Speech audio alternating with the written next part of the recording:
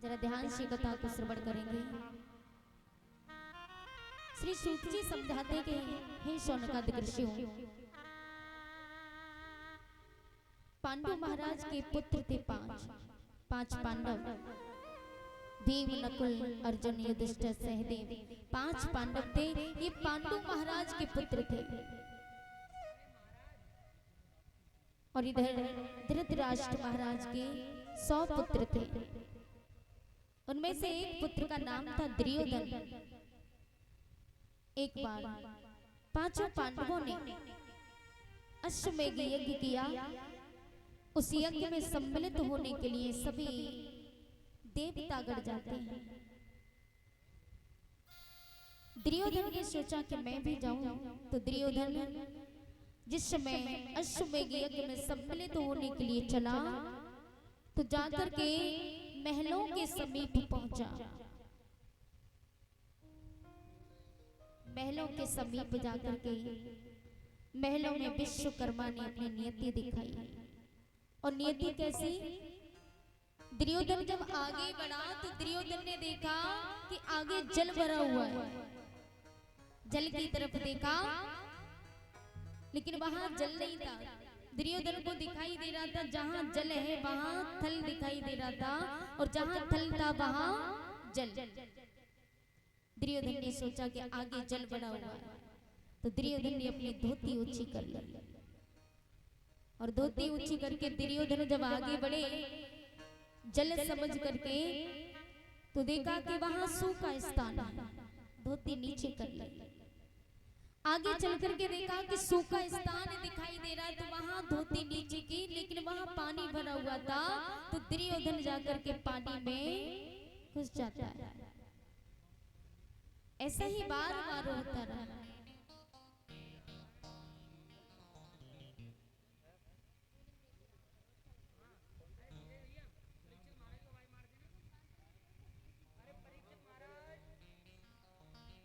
श्री राधे। श्री सूत जी कहते हैं शौनकादिक ऋषियों, दुर्योधन के साथ जब बार बार ऐसा होता रहा तो दुर्योधन आगे बढ़े। दुर्योधन समझ गए कि मेरे साथ ऐसा हो रहा है। तो आगे पानी भरा हुआ था। दुर्योधन ने कहा यहाँ पानी नहीं, यहाँ तो सूखा होगा। दुर्योधन ने अपनी धोती नीचे की और जाकर के पानी में गिर जाते हैं, क्योंकि वहां वास्तविक पानी भरा हुआ था। ये नजारा द्रौपदी ने देखा तो पांचाली छत पर खड़े होकर के अपने केसों को सुखा रही थी। द्रौपदी जोर जोर से हंसने लगी। और द्रौपदी ने सिर्फ इतना कहा, क्या देवर जी आपको दिखाई नहीं देता? अंधे का पुत्र अंधा ही होता है। क्योंकि धृतराष्ट्र, दुर्योधन के पिता का नाम था धृतराष्ट्र। तो धृतराष्ट्र बचपन से अंधे थे। द्रौपदी ने कह दिया कि अंधे का पुत्र अंधा ही होता है। ये बात दुर्योधन को लग जाती है प्यारे। आज दुर्योधन को इतना क्रोध आया कि दुर्योधन ने कहा कि पांचाली, तूने मुझसे अंधे का पुत्र अंधा कहा, तो मैं भी ये प्रण करता हूँ कि मैंने तुझे भरी सभा में नग्न करके अपनी जंघा पे नहीं बिठाया तो मेरा नाम दुर्योधन नहीं है।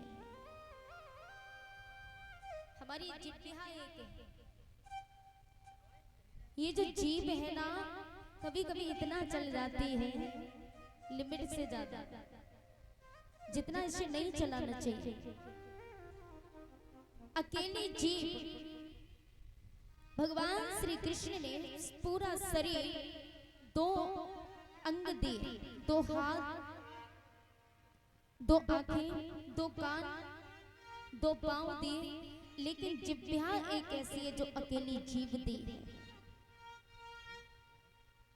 अकेली जीभ इतना चलती है कैंची की तरह, जबकि 32 पहरेदारों के बीच में रहती है। कितने दांत हैं हमारे? 32। ये 32 पहरेदारों के बीच में रहते हुए भी इसको ये भी डर है कि मैं ज्यादा चलूंगी तो काटी जाऊंगी, लेकिन फिर भी इतना चलती है। क्योंकि प्यारे ये बाड़ी है। कभी कभी हम इतना ज्यादा बोल जाते हैं कि सामने वाले को बहुत बुरा लगता है। हमें कभी ऐसा नहीं कट वचन नहीं बोलने चाहिए, क्योंकि दुश्मन भी हो तो दुश्मन से भी प्रेम के साथ पेश आना चाहिए। भगवान श्री कृष्ण कहते हैं कि प्रेम में वो ताकत है जो बड़े से बड़े पत्थर को भी पिघला देता है।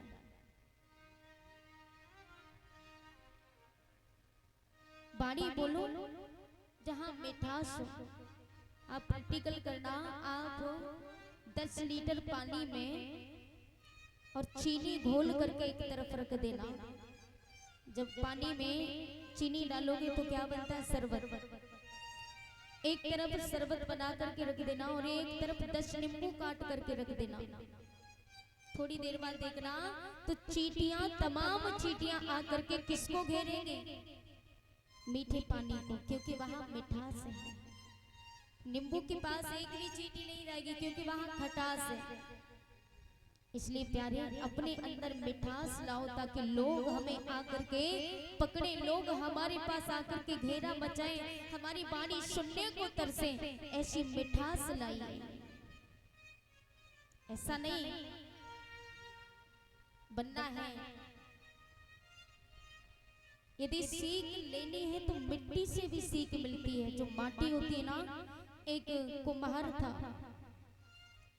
और वो कुम्हार मिट्टी लेकर के चिलम बना रहा था।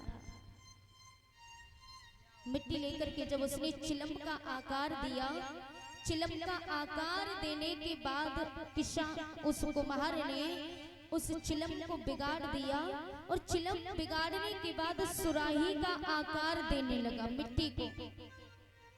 मिट्टी ने हंस करके कुम्हार से कहा, रे कुम्हार, अभी तुम मुझे चिलम का आकार दे रहे थे, लेकिन अब सुराही क्यों? कुम्हार ने कहा कि मैं अब चिलम नहीं सुराही बनाऊंगा। तो मिट्टी ने इस बात पर जवाब दिया। कुम्हार से कहा कि मैं तुमसे बहुत प्रसन्न हूँ कि तुमने मुझे चिलम का आकार नहीं दिया, सुराही का आकार दिया है, ताकि अगर मुझे चिलम का आकार देते तो मैं खुद भी सुलगती और दूसरों को भी सुलगाती। और अब सुराही का आकार मुझे दिया है तो खुद भी शीतल रहूंगी और दूसरों को भी शीतल रखूंगी। इसलिए प्यारे, अपने अंदर ऐसी भावनाएं लाइए, ऐसे विचार लाइए। हम ये नहीं कहते कि पूरी कथा को अपने माइंड में भरिएगा। पूरी कथा तो किसी के माइंड में नहीं भरती, लेकिन कथा की कुछ बातें ऐसी लेकर के जाओ। ज्यादा नहीं प्यारे, तो 2 बातें कथा की ऐसी लेकर के जाओ जो हमारे जीवन को सफल बना दे। मात्र 2 बातें लेकर के घर जाओगे, उस पर अमल करोगे, अपने जीवन में धारण करोगे तो हमारा जीवन सफल हो जाएगा। किसी से बोलो भी, बाणी भी बोलो। अब नींबू के साथ क्या होता है? नींबू बाजार में बिकता है, बाजार से लोग खरीद करके लाते हैं, बीच में से काट दिया जाता है, 2 टुकड़ी कर दिए जाते हैं नींबू को। 2 टुकड़ी करने के बाद नींबू को निचोड़ दिया जाता है और निचोड़ने के बाद उसे सड़क पर फेंक देते, लोगों के पैरों से कुचला जाता है। और चीनी को कभी देखे? चीनी को लोग फेंकते नहीं। अगर एक दाना भी जमीन पर गिर गया तो उसको भी चींटियां खींच करके ले जाएंगी, क्योंकि वो मीठी है। लेकिन नींबू को निचोड़ने के बाद फेंक दिया जाता है, पैरों से कुचला जाता है। इसलिए प्यारे, यदि अपने अंदर खटास लाओगे तो एक न एक दिन कुचले जाओगे। ये समाज कुचलेगा, समाज नहीं। तो आजकल ससुराल में भी बेटियां जाती हैं, आज किसी की बहू पिटती है, किसी की बेटी पिटती है, ऐसा होता रहता है। इसलिए अपने अंदर ऐसी भावनाएं लाओ, मीठी बाणी लाओ।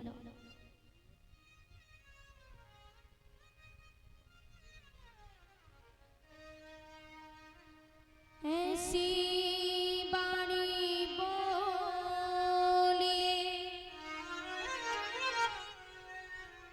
मन का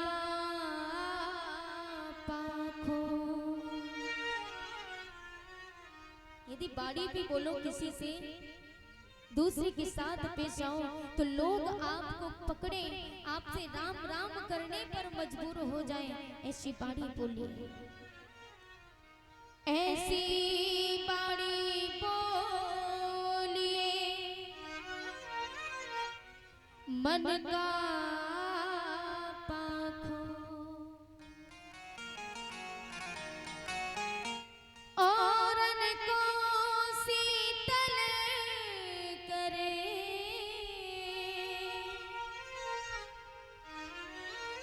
आप हो शीतल हो।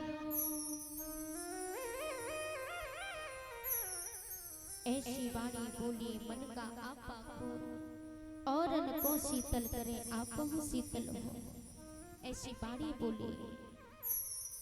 लेकिन मन में हमेशा क्रोध भरा रहता है, मन में हमेशा अहंकार भरा रहता है, ये कहाँ जाएगा? इस अहंकार को त्यागिए। कुछ लोग होते क्रोध में यदि माता पिता कुछ कहें तो माता पिता की बातों को नजरअंदाज कर देते हैं। लेकिन प्यारे एक बात याद रखना, क्रोध में लिखा है, भागवत में श्लोक लिखा है, योन संन्याच्छति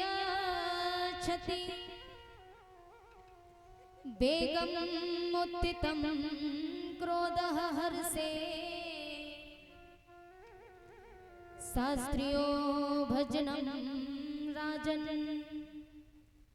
यस्य आपत्स न मूल्यते। यौन संन्याच्छति बेगम उत्थितम क्रोध हर्षे, माने जो क्रोध के आने पर क्रोध ना करते हो। यौन संन्याच्छति बेगम उत्थितम क्रोध हर्षे, हर्षे माने खुशी, जो क्रोध के आने पर क्रोध ना करते हो और खुशियों के आने पर भी दूसरों को ना दिखाते हैं कि मैं कितना खुश हूं।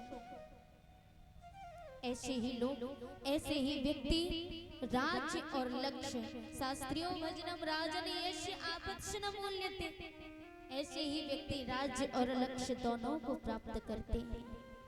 इसलिए प्यारे, क्रोध को पीना सीखो और खुशियों को पचाना सीखो, क्योंकि क्रोध में लिया हुआ निर्णय बने हुए कार्य को बिगाड़ देता है।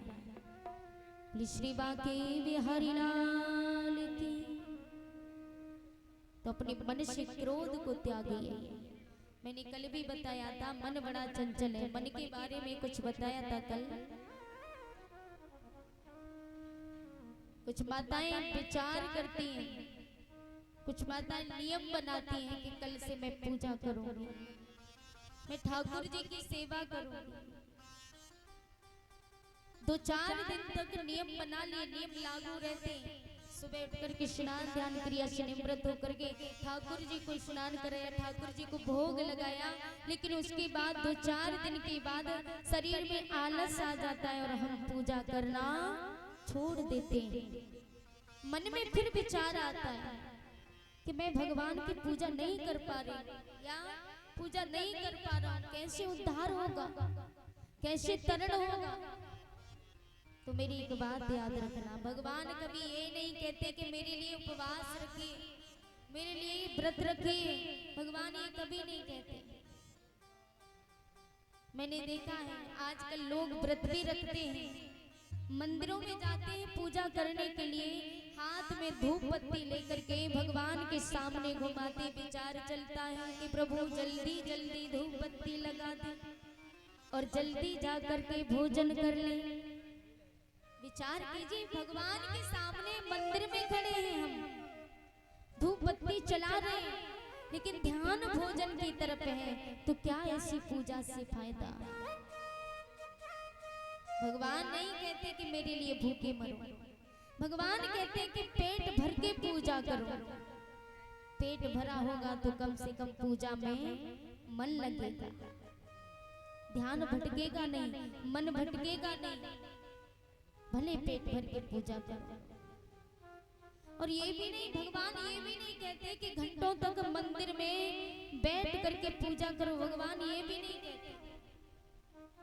गोस्वामी तुलसीदास जी ने लिखा,